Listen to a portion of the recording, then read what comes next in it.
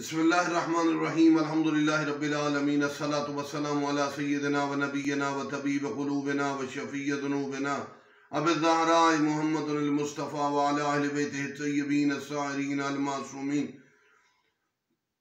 لا سیما امامنا المنتظر والحجۃ الثانیہ شرعہ و ارواح العالمین لتراب مقدمہ الفداء اما بعد فقد قال اللہ تبارک و تعالی فی کلام المجید بسم اللہ الرحمن الرحیم قل هو اللہ احد اللہ الصمد لم یلد ولم یولد ولم یکن لہ کفوا احد۔ سورہ توحید کے بارے میں گفتگو ہے کہ اس میں اللہ کا تذکرہ ہے، ہمیں توحید کے معاملے میں خالص ہونا چاہیے۔ قل هو اللہ احد، میرے نبی کہہ دو اللہ ایک ہے، وہ ایسا ایک ہے، نہ اس کے دو ہے نہ اس کے اختیارات میں کوئی آدھا اس کے ساتھ شریک ہے۔ اللہ الصمد، اللہ بے نیاز ہے، ہر چیز سے بے نیاز ہے۔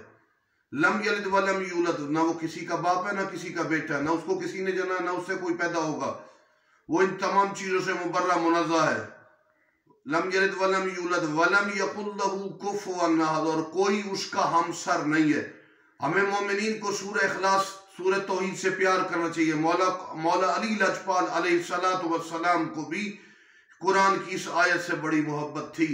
ہمیں چاہیے کہ ہم معصومین کی سیرت پر عمل کرتے ہوئے اعتدال کا دامن نہ چھوڑیں۔ لا الہ الا اللہ محمد رسول اللہ، پھر علی ولی اللہ۔ لا الہ الا اللہ کی جگہ پر محمد رسول اللہ نہیں آ سکتا، محمد رسول اللہ کی جگہ پر علی ولی اللہ نہیں آ سکتا، پھر علی ہی بلا فصل ہے، علی کی جگہ پر اور کوئی نہیں آ سکتا۔ والسلام علیکم ورحمۃ اللہ وبرکاتہ۔ اللہ